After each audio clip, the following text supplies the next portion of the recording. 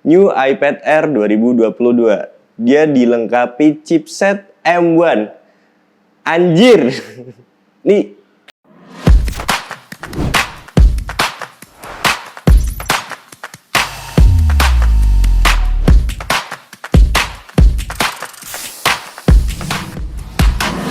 Oke teman-teman, balik lagi di channel Ardi Aji Chandra bersama gue Adi. Kali ini gue mau ngebahas recap Apple event tanggal 8 Maret 2022. Nah, sebelum gue ngebahas, jangan lupa buat like, komen, dan juga subscribe channel ini biar kita tambah semangat untuk bikin video.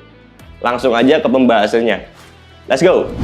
Nah, untuk Apple event semalam, itu Apple ngeluarin apa aja sih? Apa yang di-announce sama Apple? Yang pertama, mereka ngeluarin warna green pada iPhone 13 dan 13 Pro. Nah, warna green ini sebelumnya udah sukses banget di iPhone 11. Nah, kini mereka ngeribut lagi di iPhone 13 ini. Biar mereka punya warna greennya, kayak gitu. Yang kedua, ada iPhone SE 2022 atau SE 3. Nah, di iPhone SE 3 ini mereka menggunakan chipset yang digunakan di iPhone 13, yaitu Apple Bionic A15. Tentunya iPhone dengan ukuran iPhone 8, tapi dengan chipset sepowerful iPhone 13.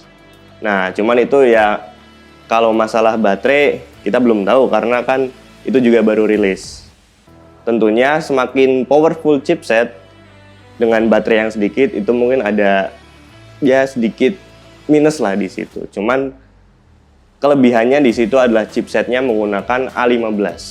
Nah, untuk IP rating sendiri ini iPhone sudah memiliki IP rating IP67 yang cuman tahan dustproof, bukan sampai waterproof. Yaitu dia nggak bisa dicelupin ke air. Jadi tolong buat teman-teman yang punya iPhone itu iPhone belum IP68 ya, masih IP67. Jangan dibuat berenang. Nanti kalau teman-teman punya iPhone SE 3 dibuat berenang, yang ada HP-nya kemasukan air. Untuk harga sendiri iPhone SE 3 ini dibanderol dari harga $429. Itu harga di Amerika, belum masuk ke Indonesia. Kalau masuk di Indonesia ketambahan pajak itu kurang lebih sekitar ya perkiraan antara 9 juta kayak gitu. Itu kalau masuknya resmi, tapi kalau masuknya lewat beli di negara lain terus bea cukai belum juga pribadi ya, misal kita beli di Singapura daftarin bea cukai itu mesti lebih mahal lagi. Yang ketiga ini ada iPad Air, New iPad Air 2022. Dia dilengkapi chipset M1. Anjir. Nih, untuk MacBook aja nih yang 2022, untuk MacBook Air atau MacBook Pro yang 2020 itu pakai M1. Sepowerful itu, belum yang Max ya. Apalagi ini iPad Air. Bayangin aja ada sebuah MacBook yang bisa disentuh layarnya, kayak gitu. Ini jadi iPad Air. Jadi untuk sebuah alat gadget ataupun gawai, dia powerful banget, terutama di chipsetnya itu tadi M1. Pesaingnya belum ada tuh yang sekelas pakai chipset di laptop untuk tablet kayak gitu. Ini killer banget, terutama untuk keperluan editing, content creator. Karena dia pakai M1 tentunya lebih membantu atau lebih mempercepat. Contoh lah, misal kita untuk sekarang banyak content creator yang bikin video TikTok. Nah, itu ngeditnya ibarat kata dia tag pakai iPhone nih. Terus di airdrop ke M1-nya, diedit di iPad Air dengan chipset M1. Ngedit sebentar udah jadi clear. Good banget itu. Intinya untuk iPad Air ini killer banget karena dia dibekali chipset M1. Untuk harganya sendiri dibanderol dari harga $599. Itu untuk yang paling murah dan itu harga di US ya. Untuk masuk Indonesia kira-kira ya kurang lebih sekitar 9 juta 10 jutaan kayak gitu. Tapi karena iPad dia biasanya ada yang seri WiFi ya. Nah, itu yang paling murah. Biasanya yang 599 itu yang seri WiFi only. iPad Air ini juga udah didukung dengan 5G.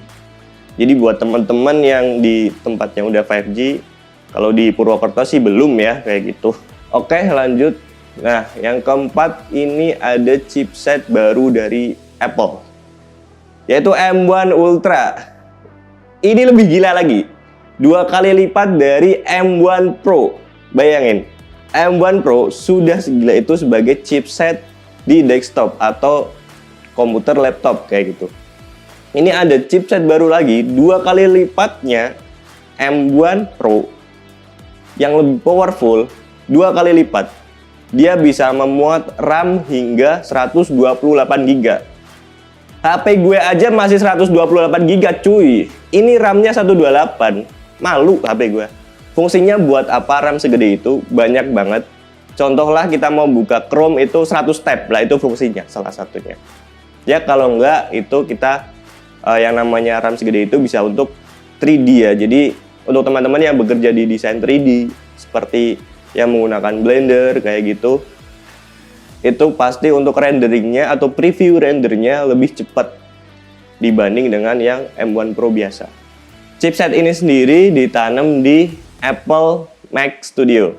Bentuknya seperti Mac Mini, cuman ini lebih gemuk aja, lebih tinggi. Nah, itu sendiri emang diciptain Apple buat creator atau creative person kayak misal 3D artist yang sering main SketchUp, Blender, kayak tadi udah disebutin. Terus juga seperti editor video yang harus ngedit film dengan timeline sebanyak itu, serapat itu antara efeknya, terus juga videonya, terus sound dan lain sebagainya, yang sampai biasanya numpuk tuh banyak. Nah, fungsinya buat orang-orang yang bekerja di bidang kreatif seperti itu.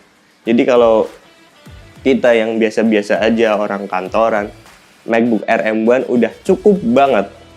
Untuk yang beli M1 Ultra ini bener-bener orang yang segmented.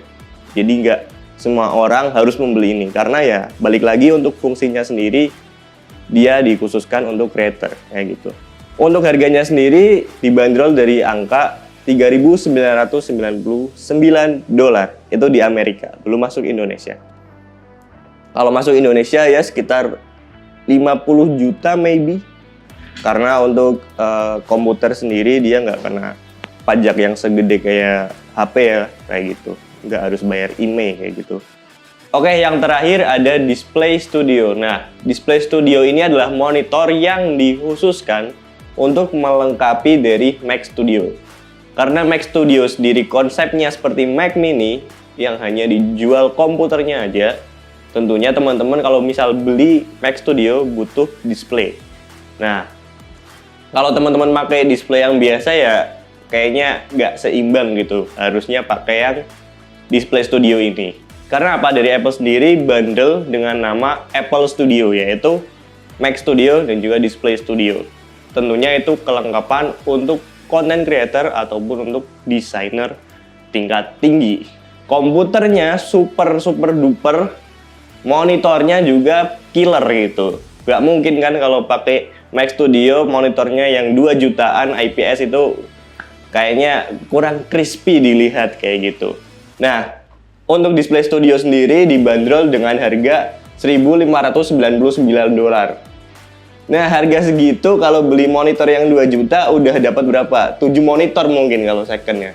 Kayak gitu. Jadi, buat teman-teman yang emang di professional design, tentunya harus membutuhkan komputer yang super dan juga monitor yang support dengan gambar HDR+, kayak gitu. Itu untuk bahasa dari Apple-nya, HDR+, kayak gitu. Nah, mungkin cukup sekian untuk recap dari Apple Event 8 Maret 2022. Buat teman-teman yang punya kendala tentang Apple produknya, kita Chandra Apple Solution menyediakan servis semua yang ada logo Apple-nya. Tentunya kayak gitu. Nah, kita sendiri bertempat di Purwokerto, tepatnya di depan Gor Satria Purwokerto, kayak gitu. Teman-teman bisa menghubungi lewat DM Instagram di @chandra_apple, ataupun teman-teman juga bisa kunjungi website kami di caps.co.id, ataupun bisa juga teman-teman kontak di WhatsApp kami.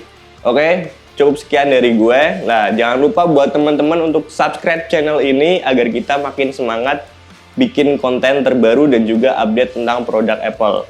Jangan lupa juga buat like video ini kalau suka dan juga komen di kolom komentar agar kita bisa berdiskusi kayak gitu. Gue Adi, see you next video. Ciao.